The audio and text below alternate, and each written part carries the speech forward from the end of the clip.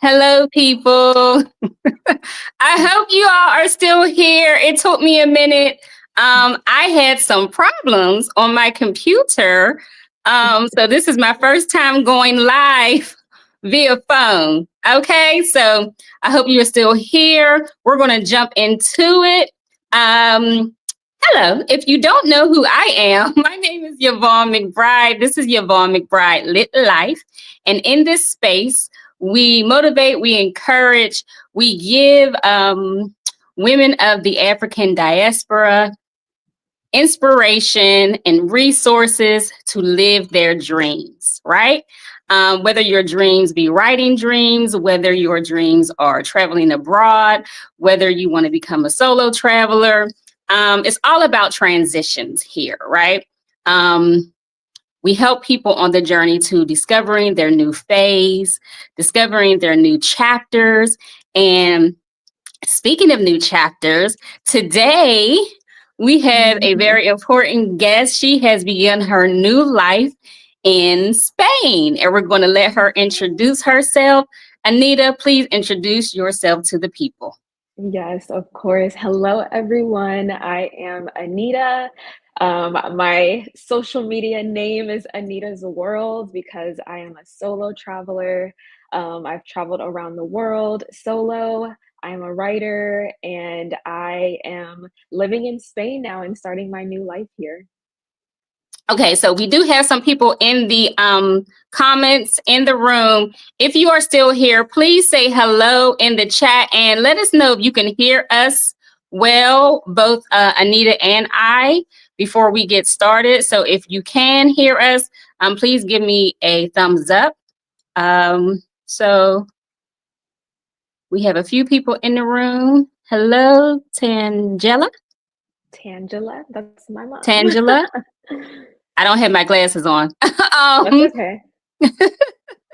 Hello, Josephina. And Angela was here earlier. Hopefully she'll drop back in. Okay. So I'm excited about this. First of all, I have been following Anita, otherwise known as Anita's World, right, on her journey to Spain. I love her feed. I love her Instagram. So I get overwhelmed a lot when there's words and when there's music and there's moving fast. So I like your feed because you just give us the landscapes, right? You're taking us on the journey with you. I love your pictures. I love your content. So if you are like me and you get overwhelmed that you just want to see the beauty of the place, please subscribe. Please check her out. Her Instagram and her YouTube content is under this video. You will be amazed. And she's really inspiring. So, Anita, give us your origin story. Yes, so my origin story, I guess I'll start from when I was younger. I grew up as a Navy brat. My mom was in the military.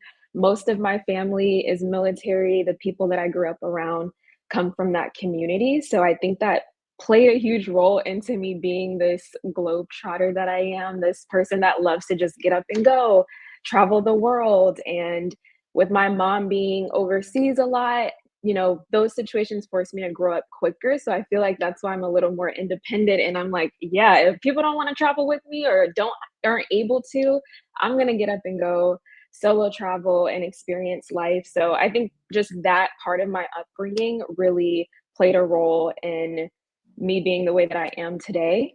And then as far as writing, that's something that I've been doing ever since I was younger. I know you're a writer and your page is all about writing and traveling and helping Black women follow their dreams. So that's something that I was doing when I was younger, journaling, young authors, programs that I was in, different things like that. And I wrote for my school newspaper.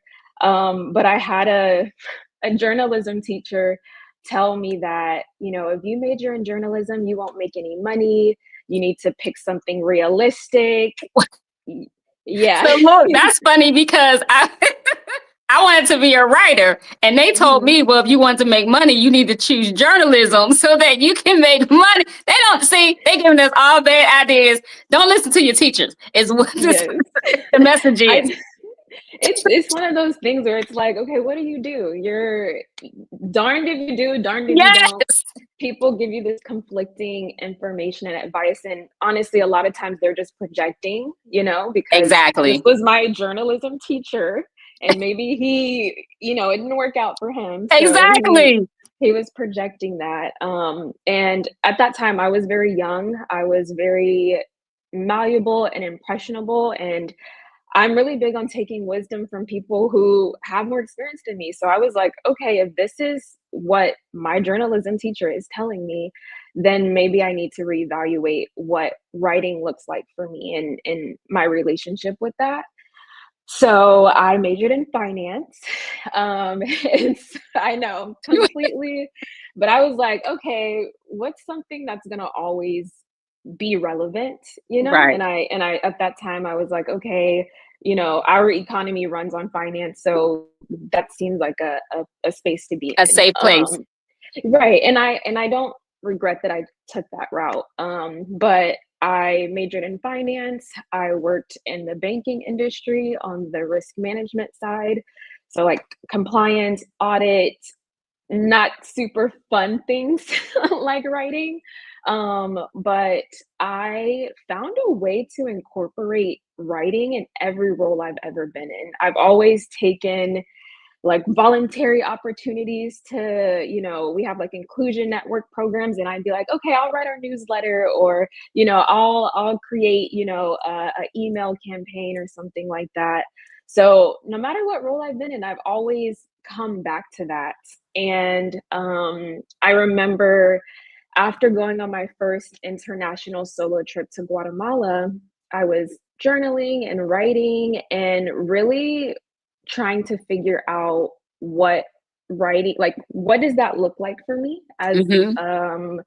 a potential career? Like, I really didn't know because of what my journalism teacher told me. That was just always in the back of my head. So pause. Um, Pause. When was this after you made your jump to Spain, or was this prior to? Prior. So my Okay. first international solo trip was in November of 2021 or 2022, I want to Okay. say. I have a So after tradition. COVID. Yes, yeah, post-COVID. Um, I started a tradition post-COVID. I say quotes because I'm like, I mean, it's still a thing. People still get it, but Post we're the not pandemic. Post pandemic. right. We're not locked down anymore. Yeah. But I started this tradition where every year for my birthday, I go on a solo trip. So even if I do something with friends or something like that, I always want to make intentional time for myself to explore a new country or city. And so my first trip was to Guatemala, which changed my life and just kicked off this international lifestyle and ended up inspiring me to move here to Spain. Um, So but what was it about Guatemala? What was it? What was the experience like?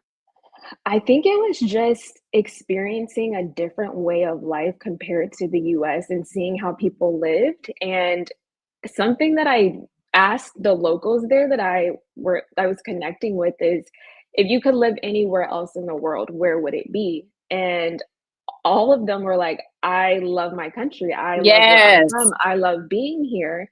And they would explain, yes, America might be more advanced with technology. You might make more money, but they were like, I am truly happy here. I am at peace here. And my life isn't based off of my job title or how much money I make. No one was even asking me those questions. They were not asking me, "Oh, what do you do for work?" It was just like, "Who are you? What do you do?" And Yes. as an American, I would lead with what I do for work, and they're like, "No, I don't I'm not We don't talking care about about your." that. Yes. Yeah, like, I'm not talking about your job title, but, like, who are you? What do you enjoy doing? What are you passionate about? And that just made me kinda go on this discovery of, like, okay, what is that? Because I don't think I'm living my passion.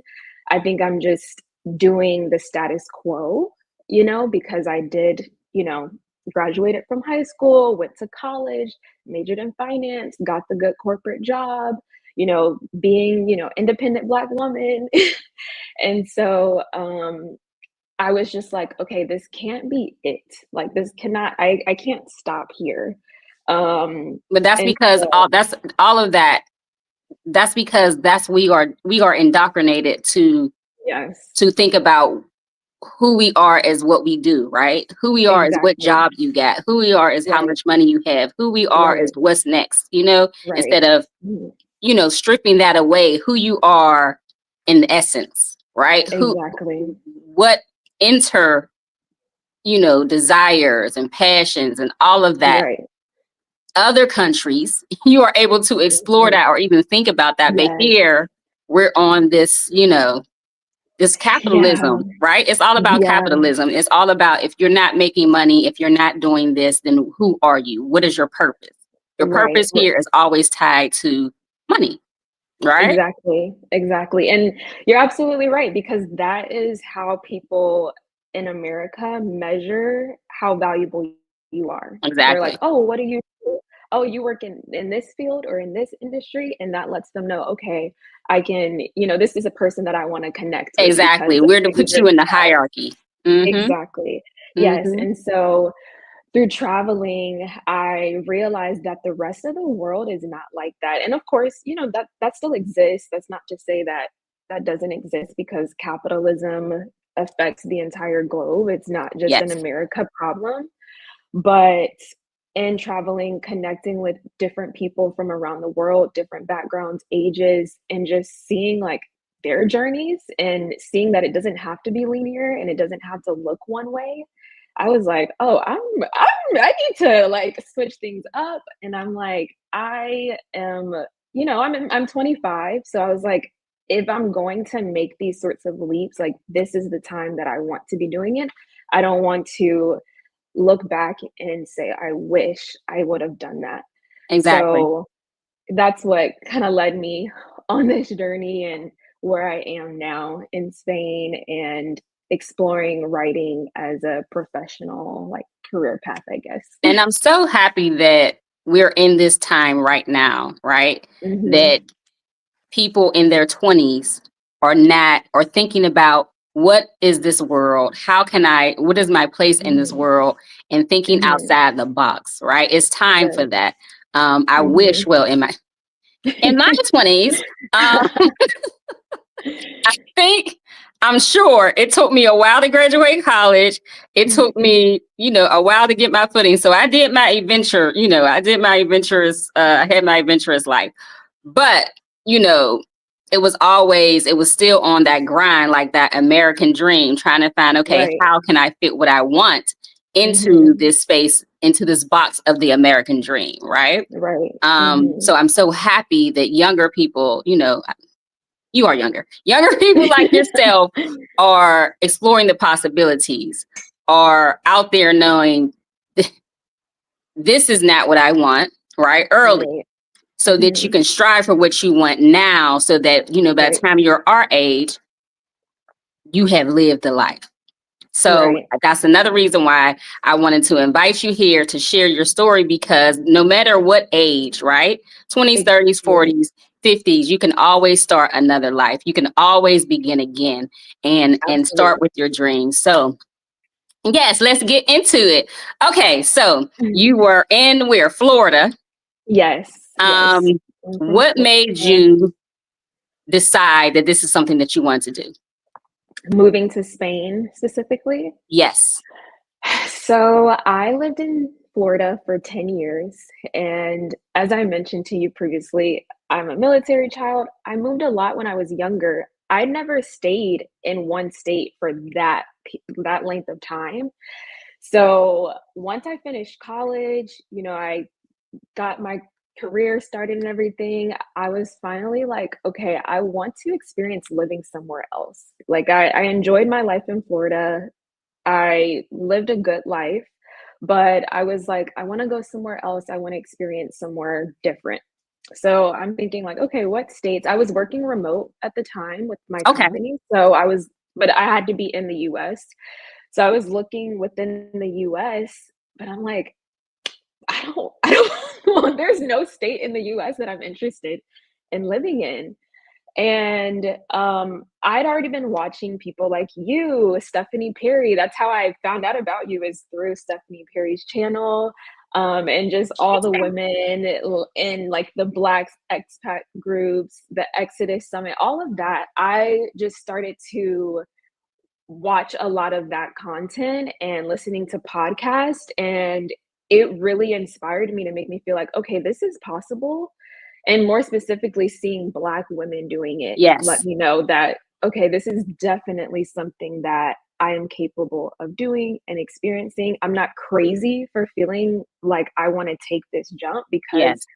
it was always in me, but I was just like, maybe that's some dream, that won't actually come true. So seeing you guys do it, I was like, okay, this is possible. Like, I could do this. And that's when I was like, okay, what about living outside of the US, and what could that look like for me?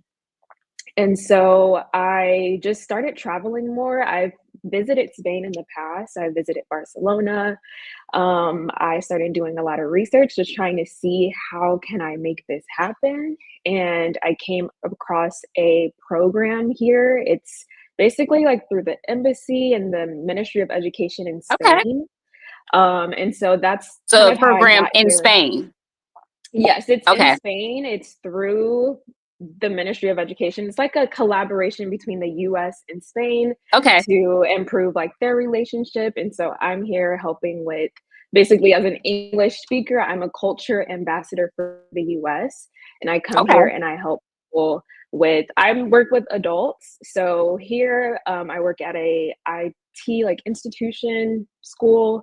And basically a lot of these people are starting their professional careers, and they need to know English. Okay. They need to be prepared for like the professional English speaking communication. They're going to have clients that are in America. They're going to have clients that might be in Germany or other parts of Europe where the common communication is English. Okay. And so that's what I'm helping them with. But that was my pathway to getting here, because Okay. anyone who's ever moved abroad knows there's visa things, there's a lot that goes into it. And so I knew that, okay, if I want to get here, I want to do this legally, you know? So that was like the pathway, but I always knew in the back of my mind that I wanted to be writing and doing more like freelance things and having more freedom with my time. And so before I made the move is when I started to work on building a portfolio. And we can like dive more into that. Okay, we're But going to that, dive into the writing later, but yeah. I want to ask people who's in the room, please introduce yourself. Right now we have Eric in the room. Right now we have Calvin in the room. Thank you all for joining us. If you can hear both of us adequately, please let us know. Okay, so we're thinking about Spain. You're doing all this research. What is the program again? Mhm. This is so it's an acronym, but the full name is North American Language Assistance Program. So Okay. communications assistance program. Okay, so it's not a school. Now, You're not teaching at a school. You found a program. yeah, this is through a program. Mhm. Okay. Okay. So that's one tip. One tip. Yes. If you so do they approve? Did you have to go through the visa through them, or you have to do your visa process separately? It's a mix of both, because all of the documents and collecting everything, I did that myself, but Okay. they are the pathway to it. They give me I have a contract through them, Okay. and that is what allows me to be able to get the visa to So what work kind of visa here. are you on? So this visa is considered a student visa. Even Okay. though I work, they classify it as a student visa because it's within this program. Okay. So the way that I found out about it, honestly, is YouTube. Just going on YouTube and seeing how other people have made it work, and seeing what type of programs exist in different countries. I knew that I wanted to become fluent in Spanish. That was important to me. So I was looking specifically at Spanish speaking countries and Okay. programs that were offered in Spanish speaking countries. And because of the ties that the US has with Spain, there was opportunity there for me to move to Spain. Okay. Were you taking lessons, or you taking Spanish lessons in Florida before you took the trip? Yes, I was taking lessons for about a year prior, and it's funny because when I started, I didn't even know I was moving to Spain. I didn't even have a plan to move to a Spanish-speaking country, but living in Florida, a lot of people speak Spanish in Florida. There's some parts of Florida you can go to, and all you That's hear all is they speak. Spanish. Yeah, so I knew it was just something that I wanted to learn for Okay. my own benefit before. So I feel like maybe I manifested it in a way. I don't Yeah. know. Yeah, definitely. But yeah, that was kind of, I knew I wanted to be in a Spanish speaking country. And I knew that I needed to kind of find some sort of program or opportunity where I could be there legally on a visa.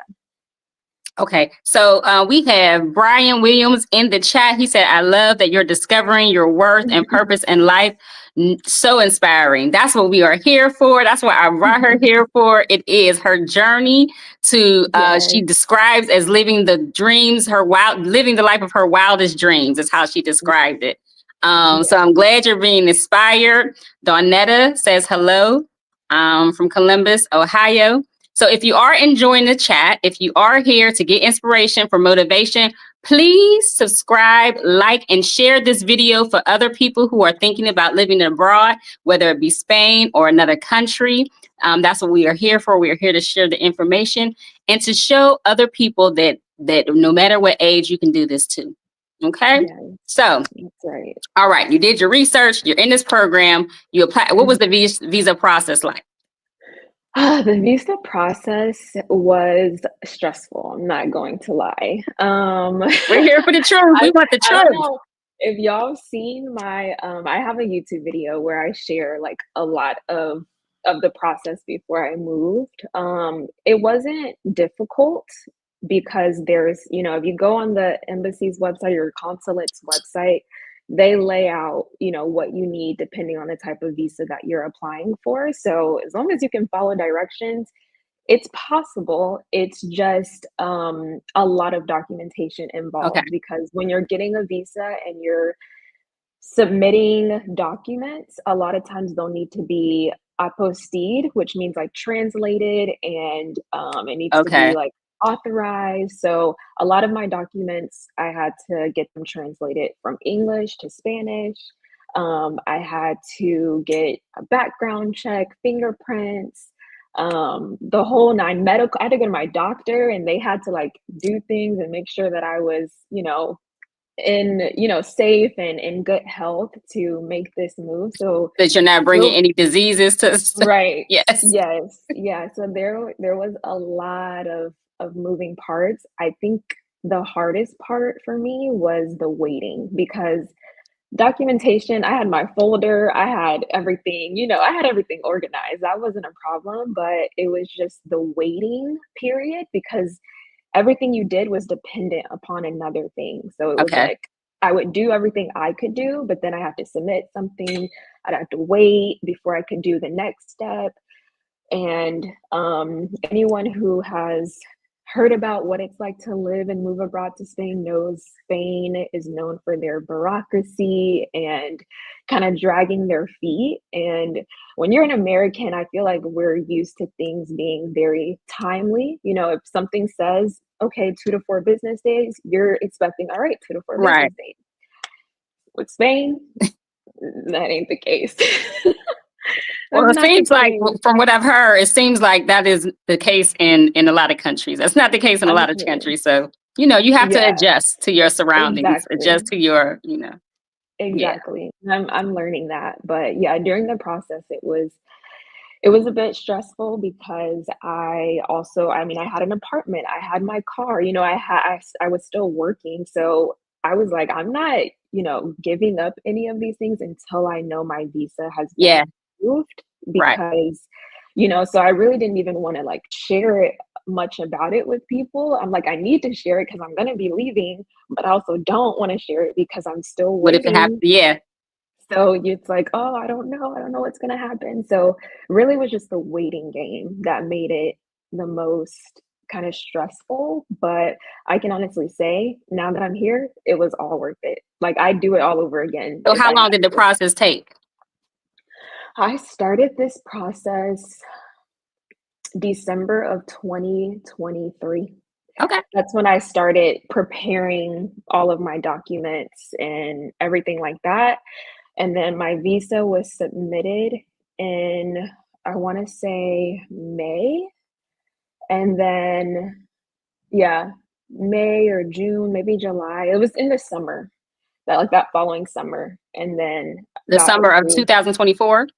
Yes. Okay. And then it got approved in August. I picked it up in August from the Miami consulate, and then I left for Spain right after.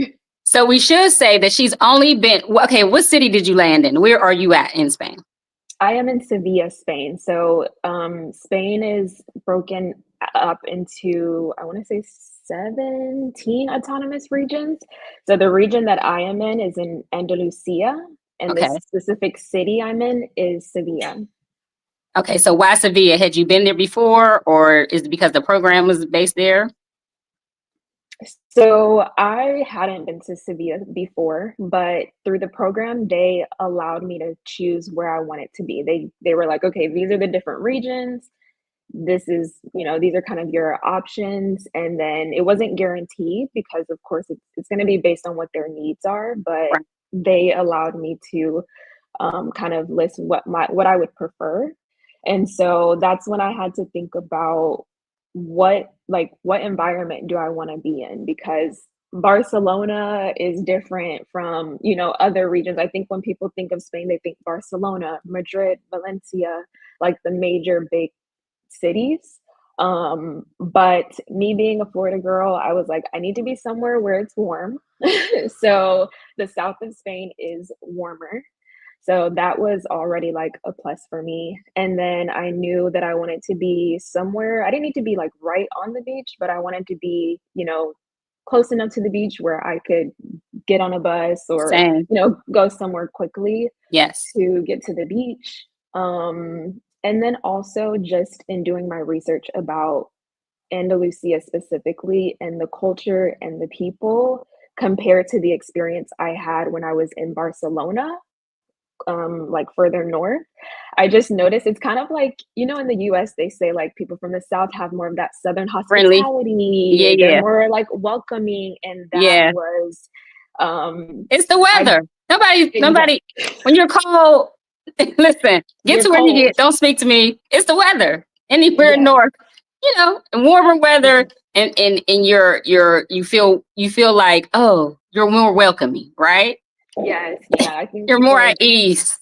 generally a lot happier. And I think up north, I noticed now that I've been here for, not super long, but I've been here for some time, I've noticed some of the similarities between the US and Spain. So I feel like there's this perspective where in the US, people from the north, they're hustle, grind. You're thinking like New York, you're thinking the DMV, you're thinking people that are just like hustle bustle. And then when you Yeah. think of Florida, you're like, oh, they're on the beach. It's more chill, it's more relaxed. And so I noticed that here as well in Spain. People here in the south of Spain, they're working hard, but people are still enjoying life and they're not working so hard at the expense of their relationships with family and friends and doing things out in the community. They take siestas and extended lunches and Mhm. yeah. Yes. The famous siesta. And work by And the beach. Yes. yeah, so that's what made me decide on Sevilla specifically. And I'm so glad that I chose to be here. So yeah, you can tell you radiate every time you're on the camera. You're radiating happiness. Oh my So if I gosh. ever come, I'm still scouting out my locations, but Sevilla is on the list Mhm. because of you. Yes. Yes, I 10 out of 10 recommend Sevilla. I can vouch for it so hard. So if you want to visit, I'll be more than happy Okay, to so show sell you us. around. What is it about Sevilla that you like? Give us the top five. Food, Top is it food? I know it has to five. be food. Honestly, unpopular opinion. But Ah, let me tell you the I top can't five. come. Okay. So first it would have to be the people, Okay. because when you move to a country, at least for me, like a new country, I thought, I'm a Black woman, I'm in Spain. I thought I was probably going to be alone a lot. Like I felt like, it was probably going to take me some time to find community and friends. But the way people are here and the way that people will just take you under their wing and just show you what it's like to be here, and they're so proud of their culture here, so they're more than happy. So like all the Spanish friends I've made here, they've taken me under their wing and like put me on to, their favorite spots or the more affordable way to do things, because as a Yes. foreigner, we don't know that. We're living like tourists almost, pretty much. So yeah, I'd say the people 100% is my favorite thing. I'd also say this is something people don't like, but I love the way that they speak Spanish here. So Okay. that's something that's very distinct to the region. Every region in Spain sounds a little different, speaks a little different. Here they say they speak very Andaluz because they have like a southern twang to their Spanish. They chop the end of the words. People don't like it. People are like, foreigners typically don't like it because they're like, this isn't what I was taught in Because Spanish they class. learned, right, because they learned a certain way. Right. Yeah, Right. and it's not like that here, but I've learned to love it. I'm like, I don't know. I really love You the way speak that Spanish they speak. Ebonics. Yes. Yes, yes, exactly. Because I'm like, okay, I can get with this. I can get with this Yes. slang. This is what we do. So Yes. so yeah, the people, the language, I would say the culture, and specifically what I mean by that, like you mentioned siesta culture, and I mean that too, but I just feel like people here live like they don't work. What is it? They They don't live to work. Yes, exactly. They don't They live work to to work, they live. work to Yes. live. That's what I like. And so for me, I've had to like reprogram my mind, because people here, there's always events going on. People are always outside. There's like this saying that they live in the streets because people are always out. You see people out walking, you see people in parks, you see people at, bars or restaurants sitting out on the terrace, drinking wine, laughing, catching up with friends. That is the norm here. And I was kind of like uncomfortable with that at first, because I'm like, we got work in the morning. Like, why are we Work. How do you right? like, I'm just like, and I mean, I still kind of have to set boundaries with that, because I'm like, I can't have every single day of the week I'm going out somewhere. Right. I can't have dinner Um, at 10 and get yes, up the next morning. seriously. But I love that aspect of the culture in terms of like the lifestyle and prioritizing spending time in community and with your people. And I think that just that has added to my experience here, because if I came here and I just stayed in my little bubble and my little shell, I think my experience would be a lot different. Um, and then what else would I say? The public transportation. I knew that I didn't want to deal with bringing a car Car. here or Mm-hmm. vehicle here. And I'm a what people call like a passenger princess. I don't like to drive. Like I will, obviously I did, but I prefer to just, passively commute where I don't Yes. even need to be worried about anything. And so here we have the bus, we have the train, we have the metro, we have a tram, scooters, bikes, every possible form of public transportation that you can think of, it exists here. And it has its pros and cons, because sometimes it can be unreliable. A bus might be late, or they do strikes here, so there's like bus strikes and stuff like that. But overall, like getting around is so Much easier. easy. And Yeah. I am able to walk so many places. And so I really enjoy doing that because it just forces me to get out.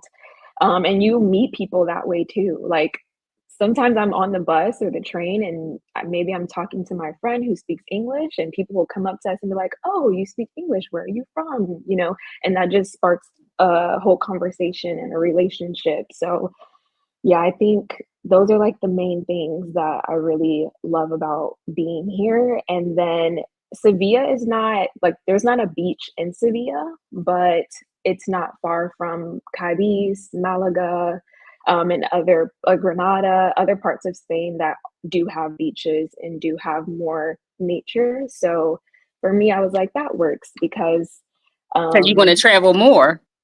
exactly, and so I've gotten to experience other parts of Spain, and this is like a good base. It also has an international airport, so I knew Okay. I wanted to be somewhere that had an airport so that I could, you know, travel to other places easily. Okay, so you mentioned we're going to talk about the other Mhm, cities and countries you've been to, but you mentioned mhm, something. You said getting out, meeting people on the train and on the bus. mhm. This doesn't sound like an introvert to me. You keep saying all I'm these self-proclaimed introverts. This doesn't sound like how introverts carry themselves out in the public. So, are you an introvert, or has this changed you? Has this forced you this to become something else? this has definitely changed me. Like I said, before I came to Spain, I was under the impression that I would probably be spending a lot of time alone, and I enjoy my solitude. I love spending time alone, so that wasn't gonna be a problem for me. And yeah, the moment I got here, I just started meeting people. You're having certain interactions. Like the people here are so friendly. And then also if you meet other foreigners too, a lot of them they understand your experience and you know they're you know moving to a new country for the first time or people want to learn English. That's another thing. So people Okay. just hearing, you know, if I happen to speak English, then people can tell, you know, I speak Spanish, but people can tell you're not from here. Like, Yeah, yeah. um, so it just happens naturally. And I think I have become more open since being here. I feel like because I'm in a new country, I want to be able to experience it and see it through Yes. the eyes of the people who live here. Yes. So I am still very much an introvert, but this experience, maybe I'm an ambivert now. Maybe I'm like a mix of both. Yes. Um, Yes. It has but pushed I you along your journey. It has yes, evolved. You have evolved. yes, yes, yes. Yeah, I still value my alone time, and I think that's been something that I've struggled with a little bit being here because I want to do things, you know, there's always things to do. People are always inviting me out somewhere. There's always things to be doing and trips to go on. And I'm like, okay, guys, like I need to decompress. I'm overwhelmed. I'm overstimulated. I need to Yes. just be alone. And I so need a few something, days. yeah, I'm like, give me like 3 to 5 business days. And social interactions take a lot out of me. So some people are like energized by it. They love it. For me, I love it, but I then need time to like decompress Decompress. and, you know, rebuild that energy back up. So that is introvert narrative. That is Yes. introvert narrative. But I'm glad Yeah. that you are, stretching your boundaries Yes. as Yes, you're I out there. am. So, Yes.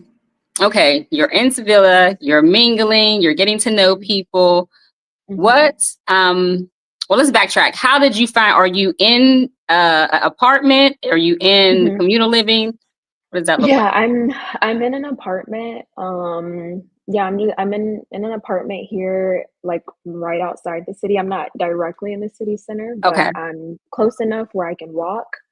But and then I did when moving here, joined a lot of like Facebook groups Okay. and WhatsApp groups. There's like a Facebook group called Bliss for Black women here in Sevilla.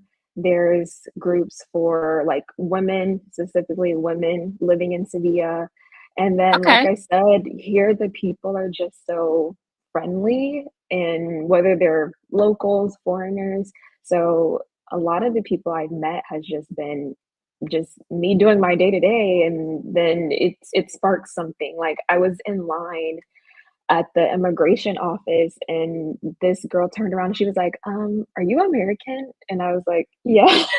And then that just sparked a whole conversation and Wow. a friendship. So yeah, so I like I said, I was not expecting this at all. It's probably the biggest surprise, Yeah, because I think a because lot of people. well, it depends. I guess it depends on what city you're in, because a lot of people Mhm. say people are standoffish, or other Yeah, people have different experiences there. So I'm that's glad this is your true. experience. Yeah, Um, that's true. yeah, and if it sounds like if you are an introvert, so, Mhm. Sevilla is a great space to go to meet other Yeah. people, so you don't feel like you are being forced into networking. That's true. That is very, very true. I think maybe that's why this works for me, because I really haven't had to. I guess this might sound bad, but I haven't had to extend myself as much. Yeah. I've just been attracting it, and Yes. so that just played a huge role in the experience that I'm having here. And I know when it comes to moving abroad, a lot of people they're kind of worried about, like, how do you make friends, and how is it being a Black woman, or kind of being like, the Right. minority or the odd one out. But my experience has been great so far. That's wonderful. Okay, so for people who are here for the logistics, what is Hmm. the economic situation like there? Like, how much are you paying for your apartment compared to the U.S.? Is Hmm. it cheaper? Is it on par? Is it less or more? Yeah, I would say when I look at my monthly expenses that I have here in Spain compared to what my monthly expenses were in the US, it's a pretty big difference. I would say I'm paying overall, like my monthly expenses, I'm paying like $2,000 less than what I was paying in the US. Wow. And that's just like overall, so that's including everything. Rent, Um, utilities, transportation, mhm. everything.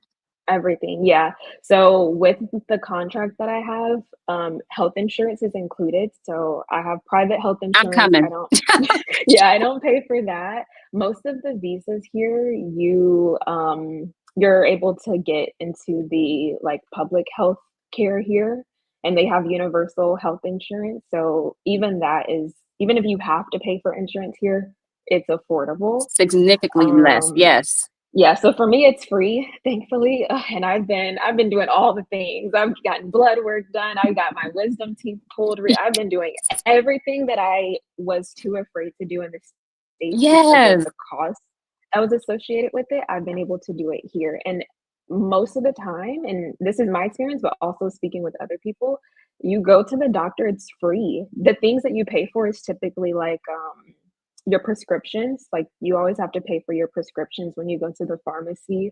But I go to an appointment and they're not like There's no asking me copay. to pay. Yeah, there's no copay.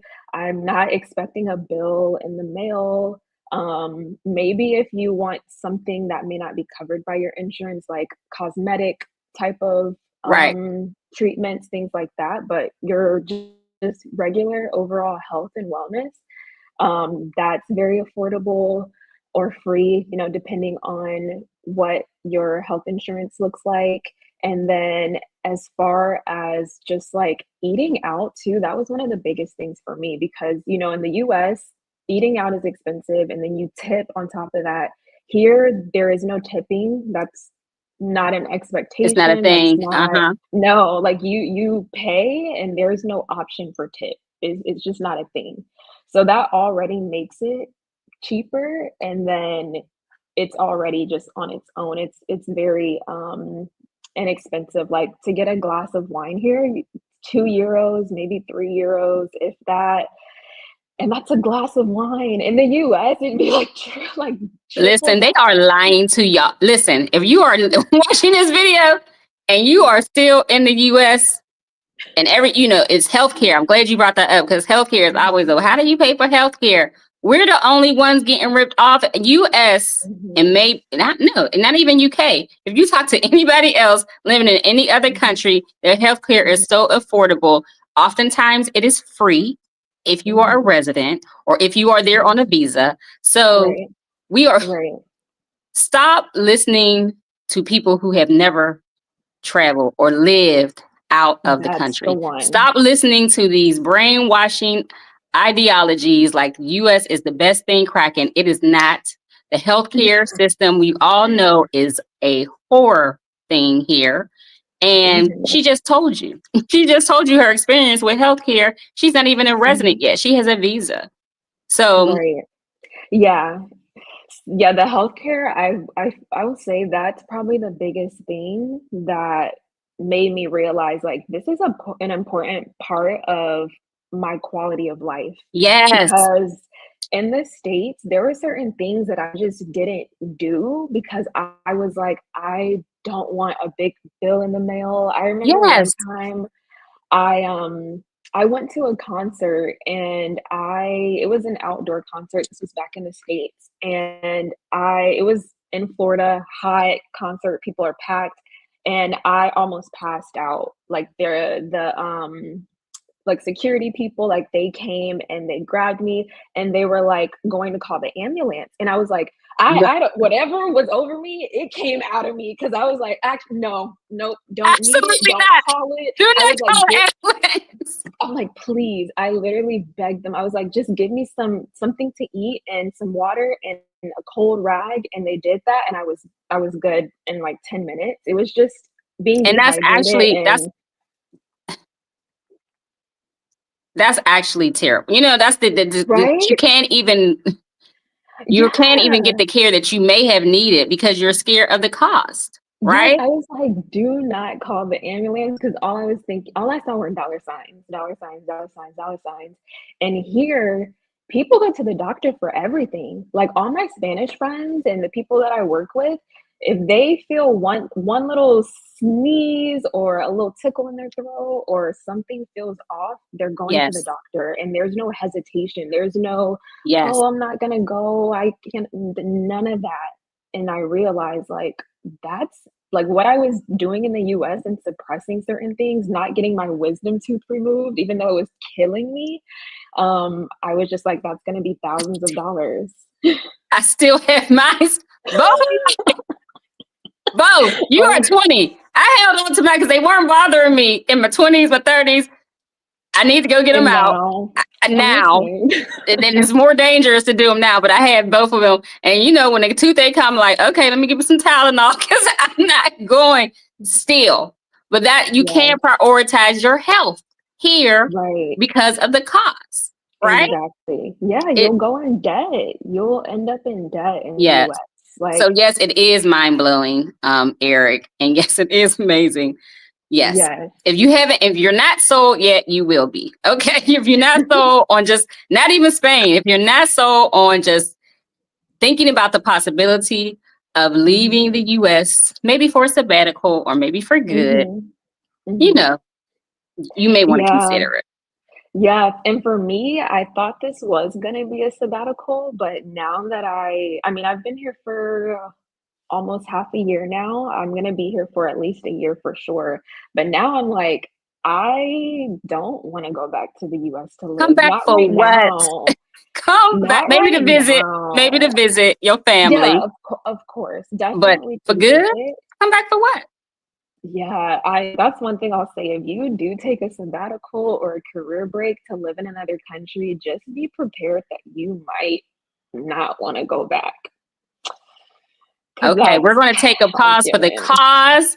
If you are here, if you have enjoyed this so far, please like this video. Please share it with other people who may find this inspiring and motivating or who are thinking about moving abroad. And please subscribe to the channel if you enjoy content like this. If you are looking for more stories about going abroad, living abroad. And if you are beginning, a novice writer. So we're going to get into the big elephant in the room, the big question. Aside from her teaching people maybe here to think about and how to begin their writing journey. Mm-hmm. So you already said that before you came, you were building up your portfolio.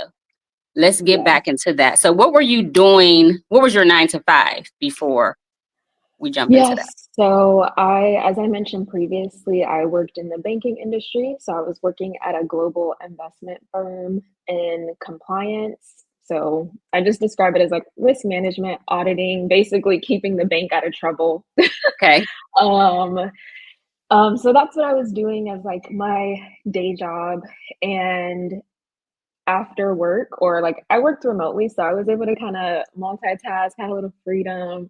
So I would also be working on like building my portfolio. So what that looked like for me, as I mentioned, I knew that I wanted to get into writing, and I had this moment where I was journaling, and I this is where I might get woo-woo a little bit for I some love the woo people. woo. Okay, I okay, I love the know woo you woo. do. I Yes. know you do. So I'm gonna go there.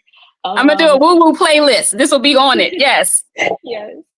So I don't know about you or about other writers that may be watching this, but when I am writing, especially when I'm journaling, there are moments where something just like takes over. It's not where I'm like consciously thinking of everything I'm writing. Something's just coming over me.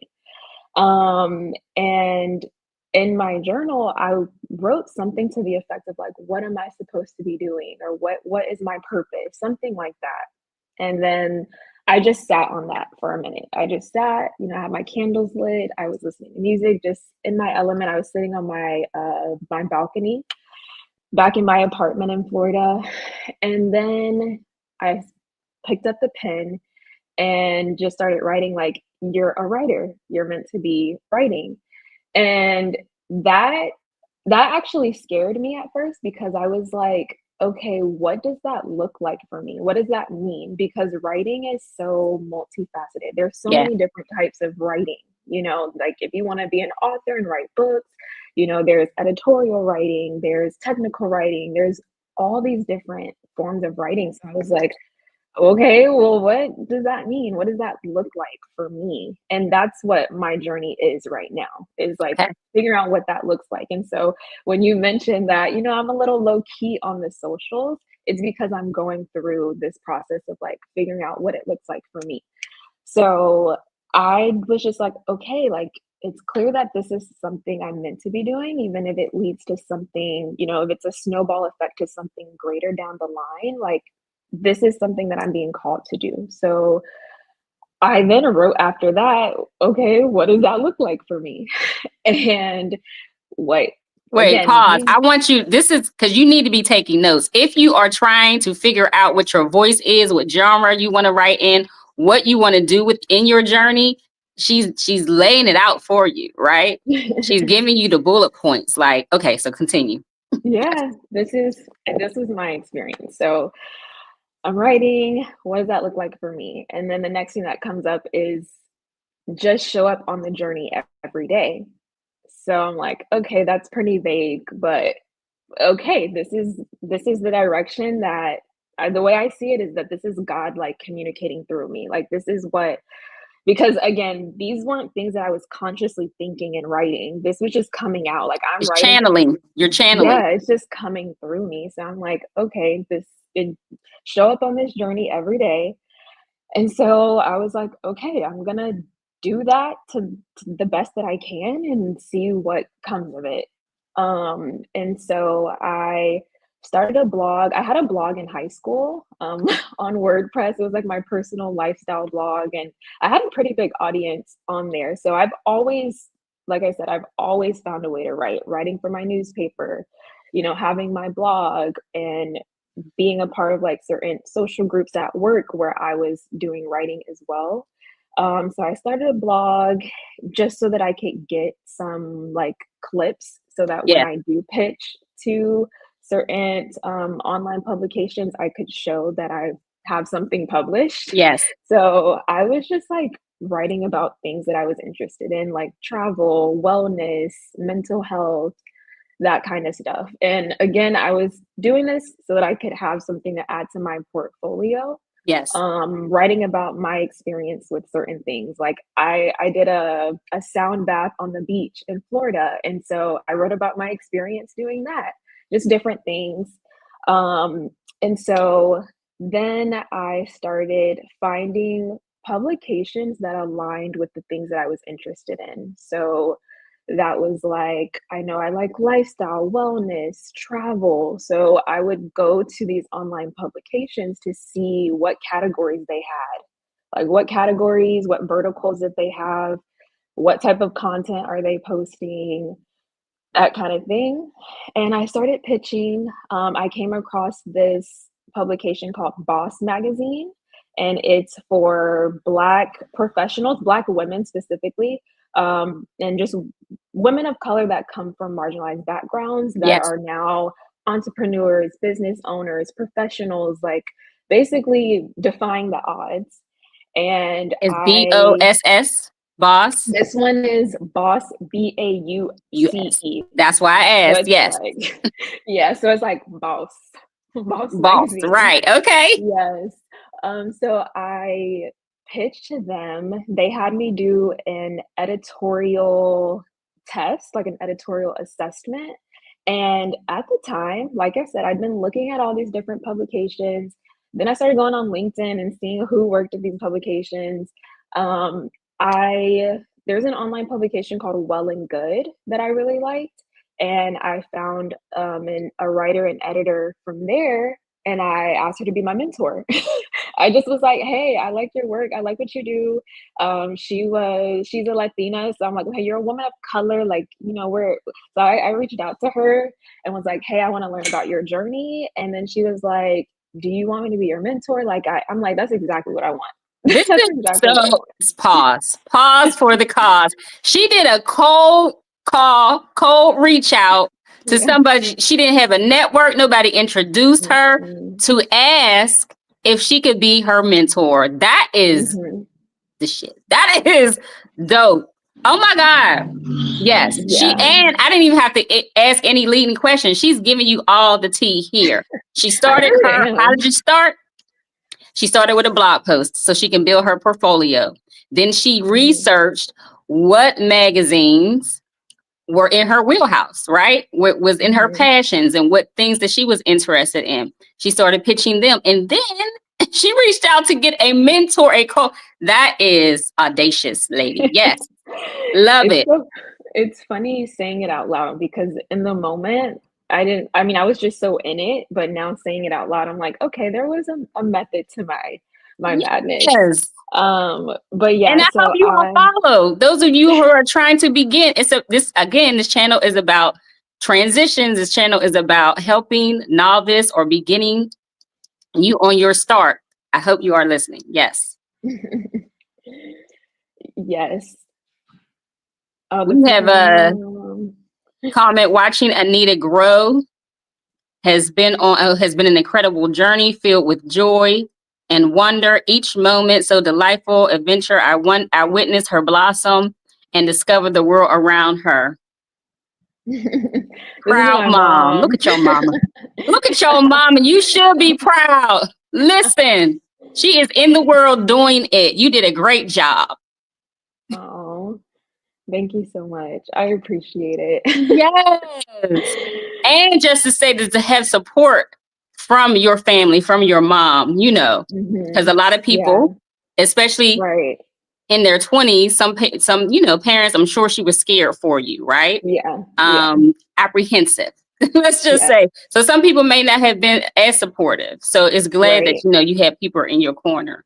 Yes, I'm very grateful for that. So grateful. Yes. Okay. So now So, you have reached out to this mentor.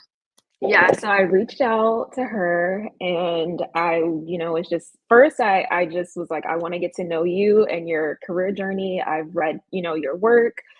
So then we got on a call and she was very straightforward. Like I didn't even have to ask. She was like, I'll be your mentor. Like she was even telling me other publications. She was telling me the rates that they charge and that they pay. She was just giving it to me. And I was like, okay, this woman is a wealth of knowledge. I told her about the editorial assessment that I had to do with Boss, and she was like, "Okay, let me look over it before you send it to them." So that was like a huge benefit Oh, because wow. I was Okay. able to have an actual writer, an editor, look over my editorial assessment and make sure that, you know, all of my answers and everything was good. She edited it for me, tweaked it a little bit, gave me some guidance. So I really owe it to her for like getting me started in that way. And so with her help, I passed this assessment and I started writing for Boss. And that was kind of my first time writing and getting paid for it because I think people have this misconception that you need to like write for free for publications. No, that I is not what we say here at Yvonne McBride Lit Life. We do not encourage Yeah, you to write. I don't care at any stage, unless it's, unless that's your decision. You can get paid yeah. something for your work. Right, I agree, and I mean, we're in 2025, like, and we're in this world of content. I know people Yes, think because of AI and because of all these things that you can't, but I'm telling you, these people wanna pay money, like, they are looking for people. yes. And They're what is your looking for time worth? stories. You are worth. I don't care. I don't care if you are just starting out. Your time is worth something, right? Exactly, So I'm right. glad that, and that you knew that about yourself, that you did not take, your self worth. Right. Exactly. Yeah. So, I mean, I guess I kind of wrote for free because I had my blog, That but that was was for on you, my, yourself. No. right. That was my platform. Yes. So I say that that's the way to at least start. Um, but yeah, so she helped me with my editorial assessment. I was basically like not hired on because it's freelance, but I joined their editorial team and started writing, and that really helped me get more experience in writing. Something that I really enjoyed doing was like writing features. So I really loved interviewing people and highlighting their story. That's my favorite type of articles to write. So yeah, that was my first experience, and then I just started you gain more confidence, you get more bylines, and I just continued to pitch. And then I realized that I did enjoy pitching, but one thing with writing is like if you're trying to do it, I think as a career or freelance, that can start to burn you out if you're Yes. constantly pitching. So I was like, okay, I need to like I would love to just work with a brand and like do some of their content writing for them or different things like that. And so then I started pitching that as like a service because I listen to a lot of podcasts, right? I consume a lot of content all the time. And I noticed that a lot of entrepreneurs or business owners who are trying to build their brand, they're the talent and they can't focus on, okay, I got to do podcast show notes. I need to do my blog on my website. I need to post on social media and add these captions. I need to have a newsletter and do email campaigns and I need to write that. It's a lot. It is a lot. That's a full-time job in itself, Mm-hmm. on top of like all of the other aspects. And so then that's something that I started to like transition to and focus on, because then you can kind of have more long-term containers or contracts versus I'm pitching Yes. every day to these Because different pitching is a publications. full-time job. Pitching is a full-time Yes, job and you can get pitch burnout, exactly. especially when you Yes. have to, I don't know, you've been, how many no's that you received, but Oh, yeah. you're pitching, you're getting no's, you're pitching, you're getting no's. So for every yes you getting like 5, 6 no's. It's a lot. Yeah, no, that's true. Luckily, I did work in sales at one point, so I've pitched before. Like this wasn't my first time pitching. It was So pitching your as in pitching is writing. on like your pitching is on point, right? I mean, I I try, I claim it. try. No. I think there's a certain way to go about it, and I think Yes. when you reach out to people, even like when I reached out to my mentor, I'm like, "I've seen your work and I like the work that you do." I referenced an article that she wrote and why I liked it and, asked if we could hop on a call and, so I think when you make it personable and not like you're trying to sell something or you know what I mean? I think it just makes a difference when people can tell when it's genuine, and also when you've done your research. She is dropping so many jewels. She is dropping so many jewels. Yes. So now you're pitching to companies or businesses?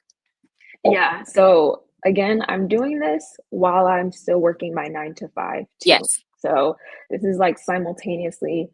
And so I am pitching using platforms like Upwork as well. And that's when I gained my first client who was a travel influencer actually. And again, I love travel, I love wellness. So those are the kinds of brands, and even when I was pitching to publications, like I was looking for that realm. Yes. So it worked out perfectly. So did you find them on one of the platforms, or did you find them through LinkedIn? How did you find a client? On Upwork. Upwork. Okay. Yeah, my first client was on Upwork, and she is a travel influencer, and the way she makes her money with her business is mainly through affiliate marketing, and she travels full time. So she's always traveling, posting content on her blog about it. She has affiliate links all throughout that. So she's like, I'm traveling. I have all these different communication channels that I need to keep Manage. She going. needs you to manage it. Exactly. Yes. So, I was like, well, I love to travel. Like, I am a traveler myself. I have a passion for this, and I love the behind the scenes stuff. Yes. Because although I have my YouTube channel and my Instagram, and I share my travel adventures, I really enjoy being behind the scenes, and so that opportunity allowed me to do that. And so I help her with manage her blog, her Pinterest, all of the affiliate marketing, all of that stuff. So that was like, okay, I can write, but I can also like help with content management and strategy. And I think as a writer, especially when you're like freelance, I think being able to have something that complements it, because writing's the skill, right? But you kind of you want to be able to offer something more, Yes. And so with a lot of like what are you bringing to the table with your writing skills? Right. Yes. With your words, like what else can you do? And so was what I did with my first client. And then I got another client, which is basically a digital marketing agency. And those are really good to pitch to, is digital marketing agencies, because they have clients. So they have a ton of clients, and they need freelancers, they need writers, they need social media managers, they need all these different people to be able to help their clients. And so that is another way that I got into like content management and helping with all these different aspects of content, because in this day and age, businesses have, you got to be on Instagram, you got to be on YouTube, you got to have a podcast, you got to have a blog. And it's just impossible to try and manage all of those things, to create content and produce content for all of those things on your own as one person. So yeah, that's where I come in. And so that's kind of how my writing journey has evolved. I still pitch to publications. I recently had an article with Business Insider, so that was like my first kind of like bigger byline. Yes. So I still love writing articles and all this is all these. Can we access all of these articles through your website? I will add a link. I have whenever I share my portfolio, I have it as a Google slide. Okay. But I'll add a link to my website. Maybe you can send it to me. I'll add it to this video. Yes, because I do want to see it. We do want to check up on you and look see how your work is. But Business Insider, that's on my vision board for this year. So very good. Congratulations. Yes. Congratulations. Yes. Wonderful. Yeah. So so I still pitch, and writing it's just something that I love to do. And there's writing that I do that's more I like to say more sacred to me, which is like poetry and, you know, the writing that I do in my journal that I may not share publicly with the world, or I'm sharing it in more intimate spaces. So I think if you are a writer, I feel like it's good to have your sacred writing. Yes. And then if you want to get paid to write, maybe that can be something different, just so that you can separate the two and it not feel like you're like, it won't feel like work as much when you're doing the writing that you truly like love and enjoy. So yeah, that's basically kind of where I am in the journey. And with me being here in Spain, they have a digital nomad visa. And so I am able to transition from the current visa that I'm on to a digital nomad visa. And so that's why before I left the States, I was like, I want to build a portfolio. I want to start, you Yes. know, pitching to clients, building up that network, Yes. so that by the time all of this is said and done, I can transition to, you know, digital nomad visa. I didn't know at the time that that's what I would want to do. But now that But you want to now leave, it's well, now that you want to stay, right? right. Yeah. So I think things are just like naturally falling into place and Yes. coming together.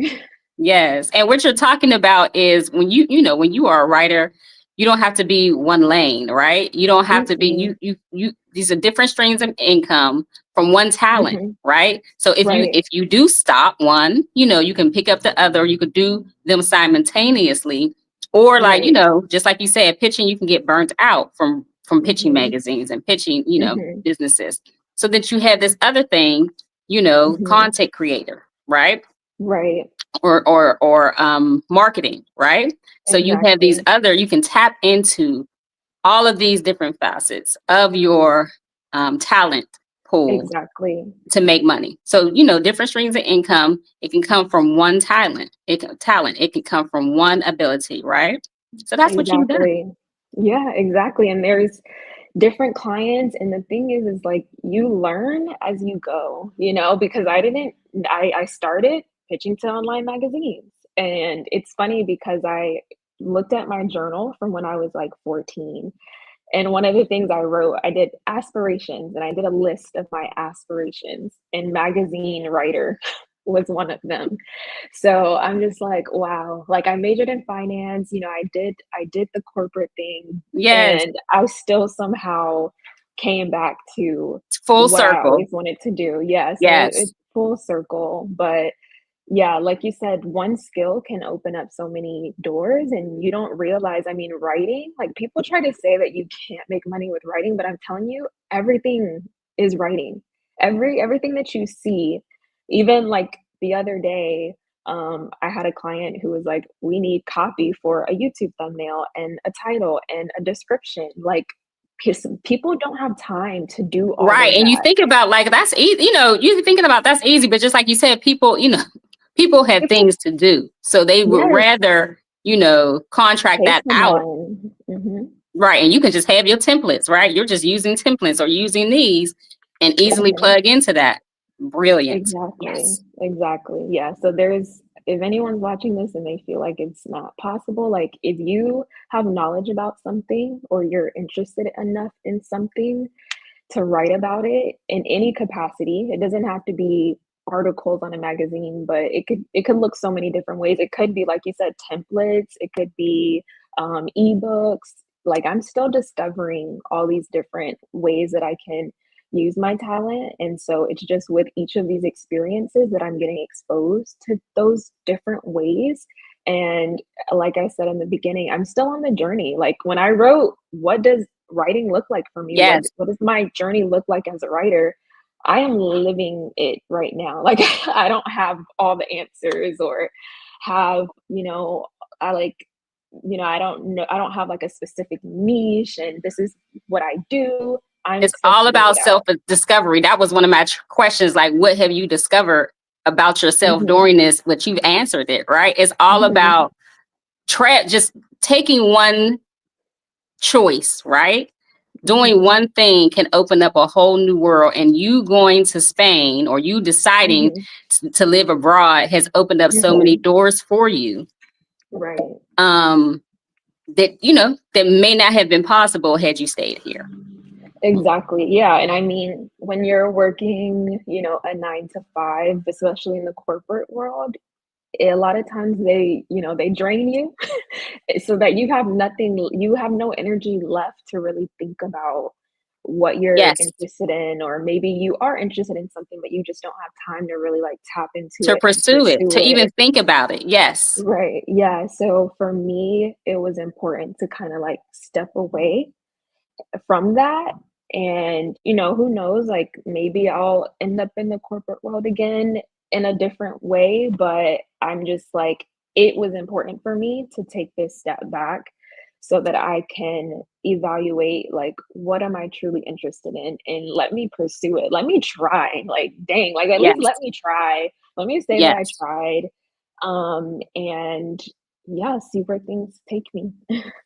So if you are here, so we're going to in this segment to say, if you are here and you need someone to write your content and you need help, you got so many things to do and you're not a writer per se, and you need someone to help you with your social media content or with your marketing content, hit her up. Hit Anita's World Yes. up. Yeah, She is I'll here send to help you. you. She is here to help you. She is taking clients. Her website information is below this video. So yeah, let's do that. Let's talk about more of the travel. How Mhm. have you been able to, or what countries have you been able to travel to while you're based in Spain? So, since being in Spain, I will say moving to a new country takes a lot of energy. So, since being here, I've traveled only to Portugal, Morocco, and then I have a trip coming up to Switzerland I'm super excited about. But those are the only countries that I've visited since being here, like living here Okay, now, got you. because Okay. I've traveled a lot within the country. So where cities have you Um, traveled to? so I have traveled to Malaga, Cadiz, Cordoba, and these are all cities in the south of Spain specifically. Um, where else? Those are the ones that are coming to my mind off the bat. Most of the cities in southern Southern Spain, Spain. Okay. yeah, I've been to. So yeah, like I said, moving to a new country was a lot. When I first got here, I had to, the visa process doesn't stop once you get to the country. Okay. So I was still like working through that, looking for an apartment, just it was a lot. So I didn't travel a lot, like right when I first got here. And you've only been there a few months, right? How long have you been there? Yeah, I've been here for 6 months now. Okay. Yeah, so half a year, going on a year. So Yeah. other cities that you've mentioned, do you like them better? Like, have you considered moving there to the other cities, or Um, you're pretty I'd satisfied be where you are? I'd be open to it. Like Malaga, I really enjoyed Malaga and Cadiz because those are the cities that are by the beach. They're on the beach. Okay. So, and these cities are like an hour or two from Sevilla. So that's why I didn't mind being in Sevilla, because I'm like, okay, I can travel to these other cities to get to the beach. Um, Malaga is a bit more touristy than Sevilla. Sevilla is a Uh-huh. very like charming, old Spanish. Okay. Like it's still a big city. Sevilla is the fourth largest city in Spain, but the feel of it doesn't feel like super big Touristy. city It's not vibes. touristy. It's not a lot of Right, stuff going on. right. So, but Malaga is, and then Cadiz is feels a lot smaller than Sevilla. So Sevilla is like a happy medium. So I really Okay. do love it here. I'd be open to moving to either of those cities, but I'm happy with where I am in Sevilla. It seems like a pretty good place. It is. I think it is, and I mean, there's a lot of expats in Malaga specifically, but I knew, because I wanted to become fluent in Spanish, I wanted to be somewhere where they don't speak English as Right. much. It And will in force you to Sevilla, speak Spanish more. yeah, in Sevilla, a lot of people don't speak English. Maybe if you're like right in the center, where a lot of tourists come. like restaurants and stuff like that, or hotels, but not a lot of people speak English here. Whereas when I went to Malaga to visit, people were speaking English, or people were Okay. surprised when I spoke Spanish to them because they're like, "Oh, you're a foreigner. You're gonna automatically speak English." Okay. Okay. If you are still Yeah. here, we see we have a few people here. We have like 7 people still in the room. Mhm. If you have any questions for Anita, please let us know. We're going to wrap this up in a second. Is there anything? Well, I do have a question. Mhm. So this journey, your Mhm. beginning journey, right? You Yes. told us what it has done for you to bring you out of your Mhm. shell, people you've Mhm. met, it expanded your Mhm. horizons. Is there anything that you, any dream that you still have, Mhm.